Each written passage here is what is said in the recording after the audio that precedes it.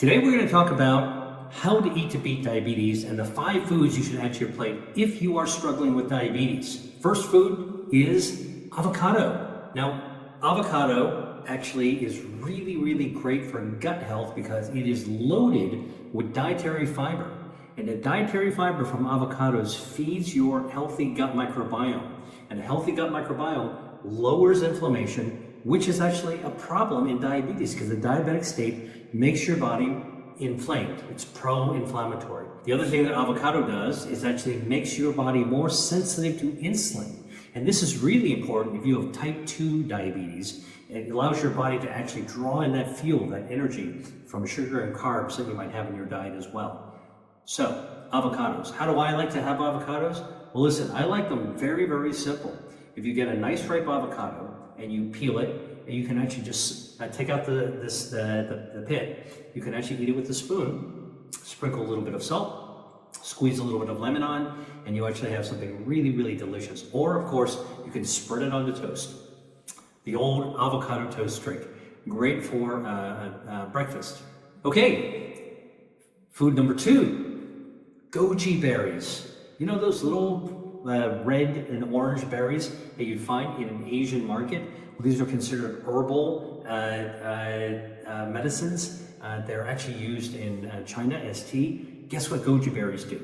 Goji berries actually have something called lutein and zeaxanthin that's good for your vision, good for your retina. Now, why is that important? Because people with diabetes are at risk for vision loss. This is from diabetic retinopathy and other forms of retinal disease. This is the disease in the back of your eye where all the blood vessels actually are. Diabetes actually makes your blood vessels not so healthy, and lutein and zeaxanthin in goji berries are actually good for protecting that retinal lining. So, number 2 is goji berries. Number 3, broccoli sprouts. Broccoli sprouts actually boost your immune defenses, and diabetes is a state where your immune system is actually depressed.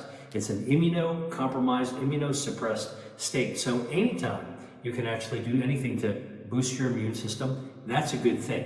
So how do you do this? Well, broccoli sprouts are basically baby broccolis. They're only 3 to 4 days old, but guess what?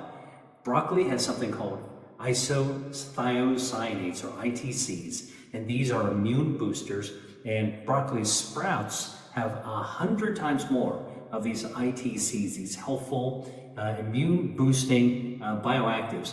And studies have actually shown that if you actually have broccoli sprouts after getting a flu vaccine, for example, you can boost your immune response by up to 16 times. And so this is really powerful, a way of actually supporting your immune system.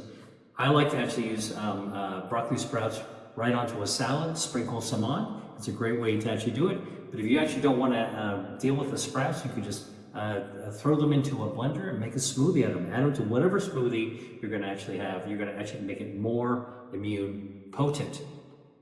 All right, food number 4, if you've got diabetes, is sea bass. What am I talking about?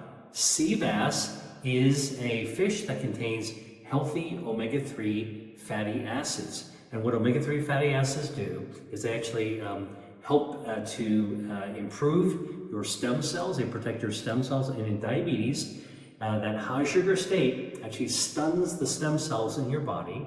Now, I write about stem cells in my book, Eat to Beat Disease. And I talk all about how diabetes can actually compromise your stem cells. You need those stem cells to regenerate your heart, your blood vessels, all of your organs, and diabetes suppresses it. Eating sea bass with omega-3 fatty acids actually protects those stem cells, which can be really important for healing if you've got diabetes. Now, here's the other thing that is more recent research has shown, that sea bass contains peptides. These are little fragments of proteins, okay, and these peptides can actually stimulate wound healing. And wound healing is an issue that every diabetic needs to be aware of, because as their blood vessels are compromised in diabetes, it's really easy to actually have a situation called neuropathy. Neuropathy is where your nerves don't work properly. So think about what happens in your foot. If you actually step on a piece of glass, a thumbtack, and your nerves are working properly, you're going to pull back, right? You're not going to step on it, and then you're going to look at your foot, and you're going to clean it off and put a Band-Aid on it. Diabetics actually can't feel that injury because their nerves are actually dulled or even dead. And then what happens is that you step on something sharp, you don't feel it, you create a wound. That wound, you don't even know you have it, gets infected, and now you don't have enough blood vessels to be able to heal that area. Diabetic wounds in the foot are a big deal. In fact, they are called chronic wounds because they often don't heal. You know, they keep on getting infected and unhealed. That can lead to an amputation. So, one of the foods that you might want to eat if you've got diabetes and you want to protect yourself from wounds and you want to protect your stem cells is to actually have sea bass. How do I like to eat sea bass? Well, there's so many different ways you can eat it. I can tell you, I write recipes in my book, Eat to Beat Disease and Eat to Beat Your Diet. I think that Eat to Beat Your Diet has a recipe for steamed fish. You can put it into a steamer, all right? Just a nice chunk of the fish. Steam it up with a little bit of soy sauce, a little bit of sesame oil, slice some ginger up right on top of that. Steam it just for about 10 minutes, it'll be done. And then you can put some soy sauce on top of it, and even some really hot smoking oil, pour it on top of that. Garnish with some chopped scallions, as well as a little bit more soy sauce. That is a way in order to be able to create a nice sea bass.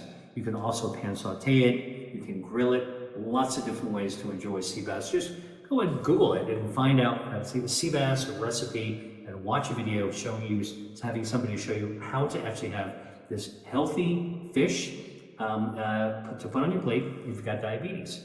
Hey, just a quick note. I wanted to share another great resource with you. Look, I love eating seasonally. When foods are in season, they taste fresher, their flavors are better, and they have, more importantly, more bioactives that help your body activate your health defenses, so they're better for you as well. And I put together a special guide that shows you some of these foods called 3 disease-fighting foods for the spring.